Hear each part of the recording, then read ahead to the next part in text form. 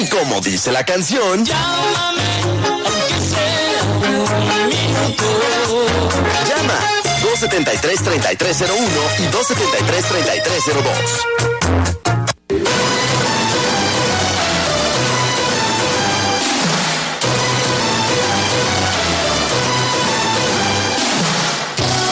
Bueno, Vianey, bienvenida.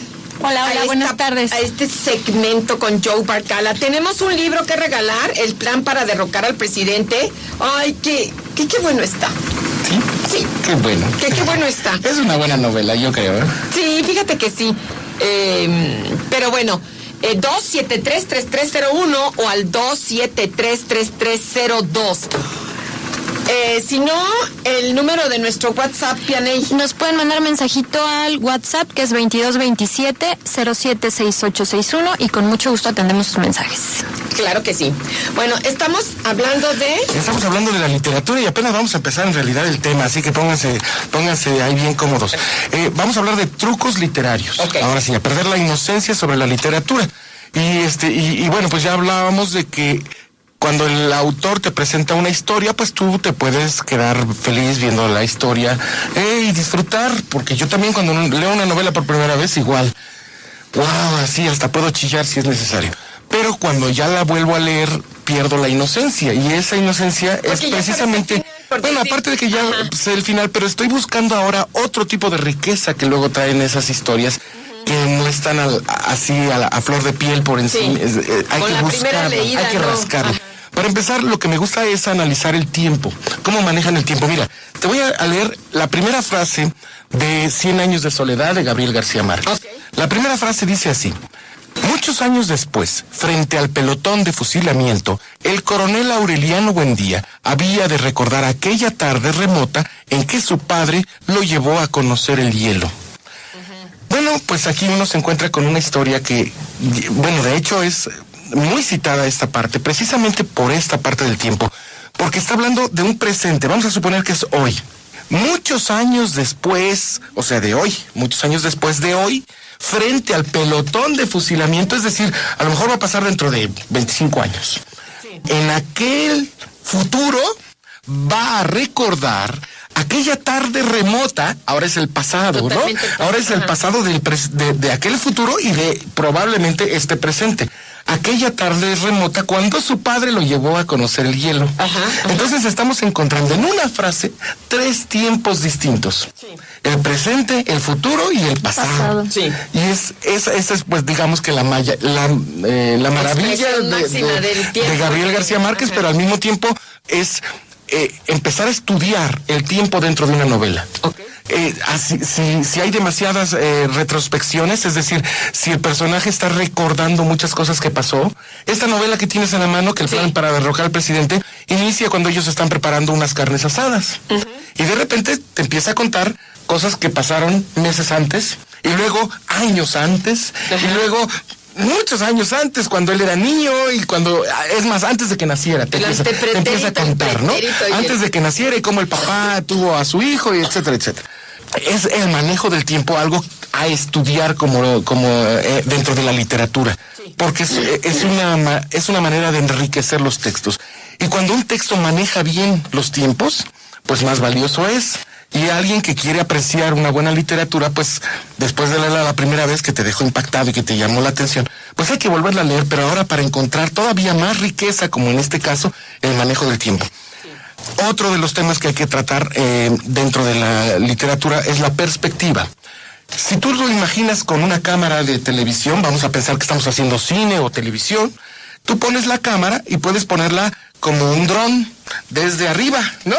Sí. Y entonces, ¿cómo ves el objeto que está tomando? Lo ves desde arriba, ¿cómo se ve? ¿Ok?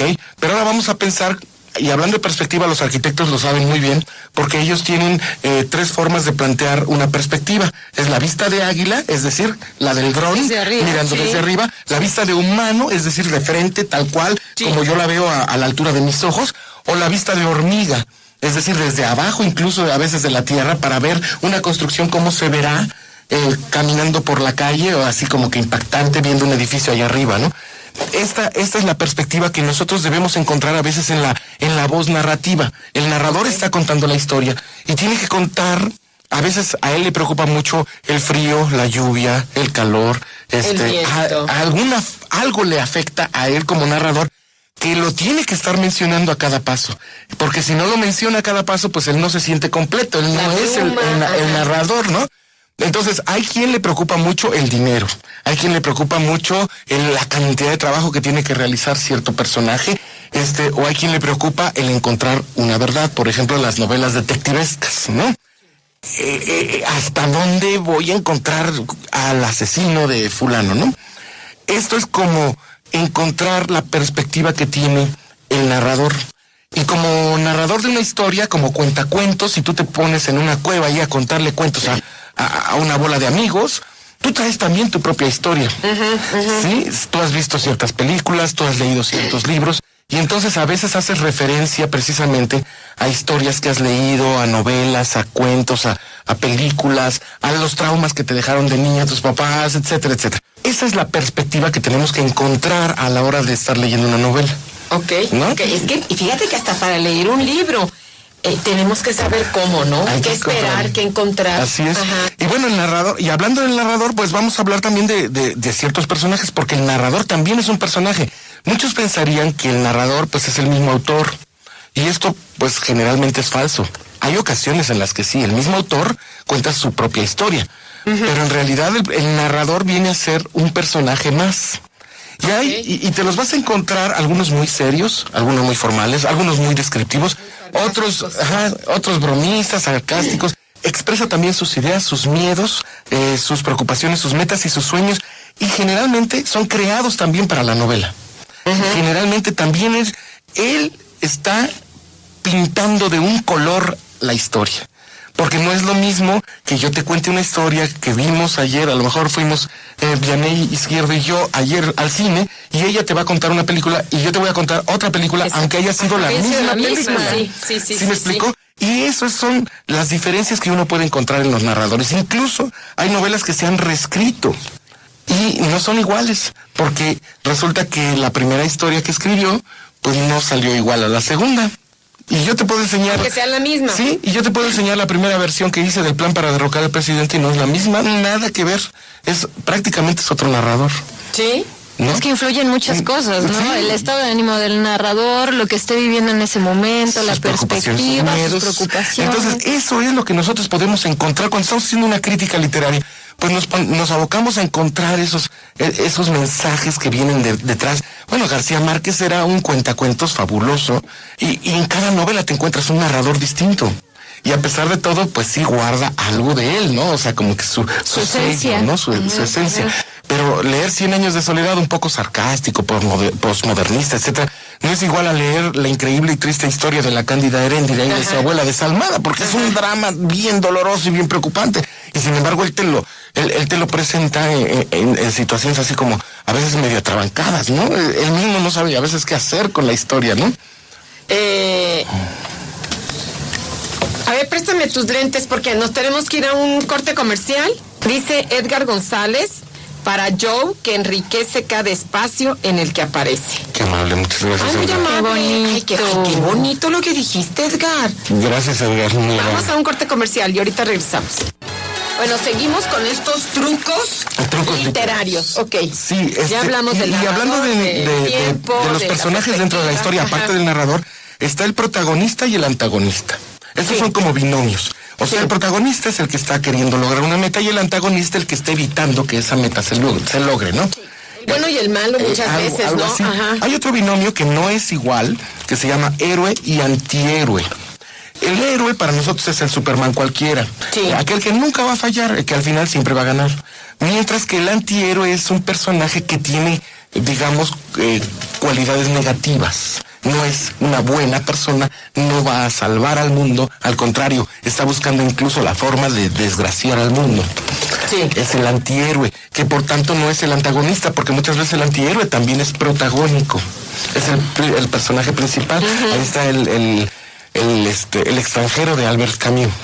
Y luego está el personaje principal y el personaje secundario. Bueno, entonces el principal pues es obviamente el protagónico, y el secundario es el que muchas veces ayuda a que el personaje principal pues tenga su papel preponderante, es el que le da su lugar y su espacio, ¿no? Uh-huh. Es el que muchas veces le pone las preguntas adecuadas para que el personaje principal la responda como un héroe, ¿no? Sí. O sea, de eso se trata. Luego también tenemos que encontrar de nuestros personajes cuál es su lenguaje. Empezando por el narrador, ¿es un buen cuentacuentos o aburre, no? Porque también hay novelas que aburren, ¿no? Te aburren. A veces es el tipo de léxico que utilizan, sí, ¿no? Si son palabras muy elevadas que entiendes la mitad, se vuelve aburrido. Y es que también es preguntarse si el narrador habla de forma coloquial o formal, ¿no? O es demasiado descriptivo, porque hay quien se pasa 4 o 5 páginas describiendo una habitación. Entonces, claro, habemos lectores un poco exigentes diciendo, ay, qué chocante es este cuate en esa parte, ¿no? Ahora, hay narradores que pueden saber todo lo que va a suceder, incluso sabe cosas que el propio personaje no sabe. Te sabe sobre su futuro, sobre sus sentimientos, sobre su dolor, sobre su pasado, cosas que ni él mismo se acuerda. Y el narrador sí lo sabe todo, ¿no? Es el narrador conocido como omnisciente, es decir, que lo sabe todo. En el cine ahorita están tomando ese recurso del narrador. Muchas películas americanas empiezan con un narrador. Su primera historia, sí, ¿no? Y siguen ellos hablando. Lo van metiendo en medio de la película. Sí. Es que es un personaje más, eso también hay que considerarlo. Es un personaje más el narrador. Y bueno, de estos narradores también está el que es testigo de un hecho. Yo estuve aquí, yo hice esto y entonces pasó esto. Pero es el que está contando la historia, también puede ser. Pero él no sabe todo lo que pasa, por ejemplo, a la vuelta de la esquina. ¿Por qué? Porque él es testigo nada más. De esa situación. Él no sabe qué estaba pensando el asesino o cosas por el estilo. Y está el otro que es el protagónico, el que está contando su propia historia. Ya no solo es un testigo, sino que él mismo vivió los hechos, los acontecimientos. Y bueno, están, de las que ya hemos hablado anteriormente, las figuras literarias, que se usan metáforas, que se usan comparaciones, está la alegoría, la metonimia, el símbolo, la sinécdoque, que son muchísimas figuras literarias. Nuestra amiga Elena Beristain, te voy a dar algún ejemplo, sí. Elena Beristain te da un diccionario de poética y retórica con más de 2,000 figuras literarias. ¡Ay, wow! O sea, para que nos quedemos claros, ¿no? Ajá. Mira, por ejemplo, la sinécdoque es tomar la parte por el todo, la parte por el todo, es decir, yo voy a hablar de una corrida de toros, sí, y en lugar de decir el toro, me refiero a él como el cornudo, el astado, es decir, el de los cuernos. Sí. No me estoy refiriendo solo a los cuernos, estoy hablando de todo el toro, pero en realidad me basta con decir el cornudo para que tú me entiendas. Se sobreentiende. Todo, ¿no? Uh-huh. Tiene 15 primaveras, ¿no? Sí. Es una quinceañera, lo sabemos, las 15 primaveras, pero la primavera es solo una parte de todo un año. Sí, y sin embargo nos referimos a primaveras como si fueran años, ¿no? Ya, jovencitas, ¿no? Esto es el manejo, este es uno de los trucos literarios que usamos los escritores para, en forma de figuras literarias, porque para enriquecer también pudieran decir una mujer otoñal, ya te la imaginas. Ya, claro. Ya, madura. Sesentona, ¿no? Pues otoñal, sí. Porque ya la primavera otoño, dices, no, ya no. El otoño se presenta como a las 3/4 partes de la historia de un año, ¿no? Ajá, ok. Más o menos. Sí. Bueno, y entonces hay otras que son la figura literaria de símbolo, que podría ser, por ejemplo, la paloma, que significa la paz, ¿no? Sí. O la carta, que significa la verdad, en algunas novelas o en algunas historias, en donde se encuentra todo. Y así, por ejemplo, la pipa de este señor que investiga crímenes en la literatura, Sherlock Holmes, su pipa es como un símbolo de reflexionar, de pensar, de detenerse a entender qué pudo haber pasado en un crimen, ¿no? Entonces, usar símbolos dentro de la literatura, pues es también enriquecerla, ¿no? Es como hacer que se vea más bonita. Son cosas muy emblemáticas. Retórica es el arte de convencer con palabras. Esa es la definición de retórica, el arte de convencer con palabras. Entonces, si yo te cuento una historia así muy atrabancada, como yo hablo aquí de repente, ¿no? Dora, y que te dije, fíjate que... Bueno, y si yo utilizo otras palabras, y si yo me cuido en la forma en que las explico, la situación puede cambiar para quien me está escuchando, y puede ver en mí a una persona distinta a la que yo soy, por ejemplo. Claro. ¿No? Y puedo ser falso incluso a la hora de expresar mis ideas. Y a la hora de querer convencer con tus palabras puede ser... La retórica la usaban los sofistas, desde los griegos. Sí. Sofistas es sinónimo de mentirosos, ¿no? Que con palabras muy armónicas y muy bellas lograban convencer a los públicos. Entonces hay autores de novelas que están buscando la forma de embellecer sus textos de modo que pareciera que su texto es wow, ¿no? El Dan Brown con sus novelas de misterio y de conspiraciones. Pero siempre te mete a unas circunstancias así medio extrañas. Te pone a personajes que se supone que deberían saber demasiado y resulta que hasta ellos no tienen ni idea de lo que está pasando, ¿no? Y creen que en el Vaticano hay una mentira enorme o cosas de ese tipo, ¿no? Entonces, te saben pintar una historia de modo que tú te la tragas, pero es retórica. También hay que saber encontrar, incluso comparar una novela del mismo autor con otra novela del mismo autor, para ver de qué modo varía, porque también una novela debe ser independiente a otra. Claro. ¿No? ¿Sabes a mí con quién me pasó eso? Con Pérez Reverte. Yo empecé a leer El Capitán a la Triste y ya sabes, todo esto de corsarios de esa época en España. Y de repente sale que escribió La Reina del Sur. Y yo digo, ay, ¿y ahora? Esa es otra historia.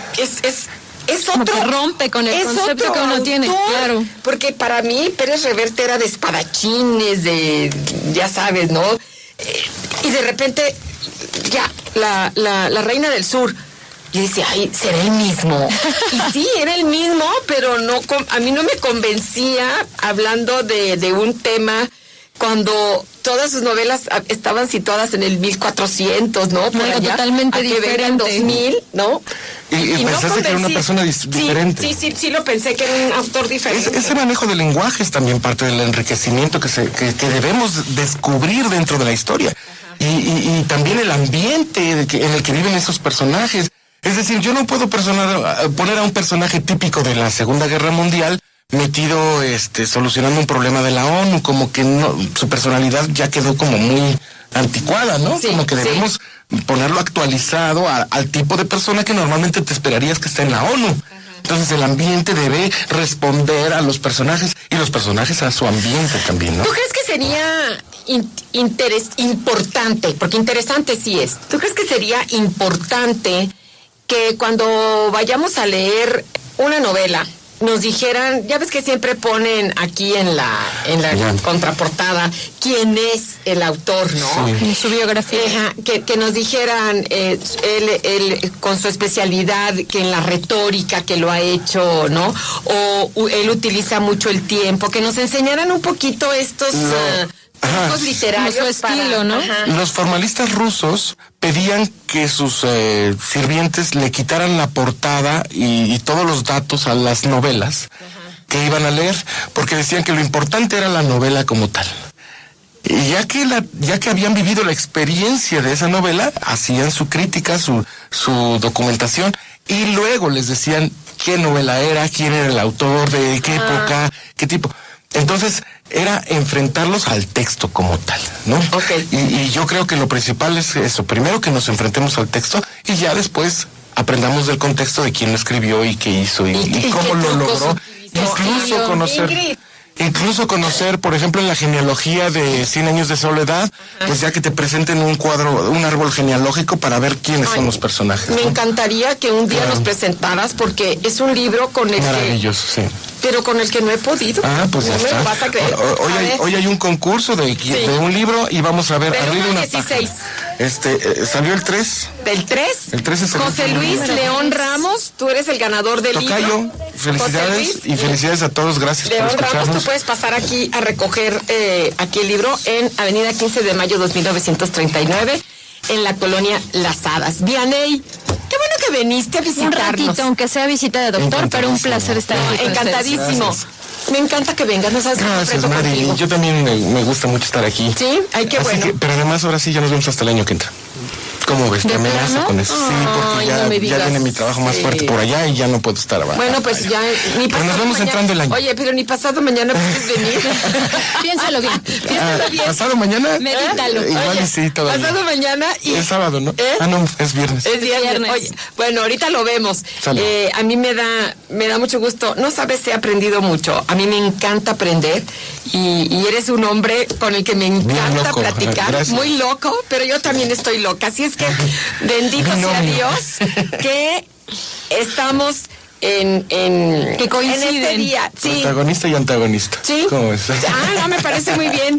Que Dios nos bendiga a todos. Gracias por venir, Joe Barcala. Sé que eres un hombre que tiene muchas ocupaciones, pero... Solo por ahora. JoeBarcala.com. JoeBarcala.com. Si necesitamos algún libro, ahí te los puedes mandar. Y si no, ahí me contactan y yo les digo dónde están. JoeBarcala.com. Hasta mañana. Besito. Adiós. Bye. Hay miles de historias que contar. Y como dice la canción, no olvides nunca que cuentas conmigo. Mari López te espera en la próxima emisión de Y como dice la canción.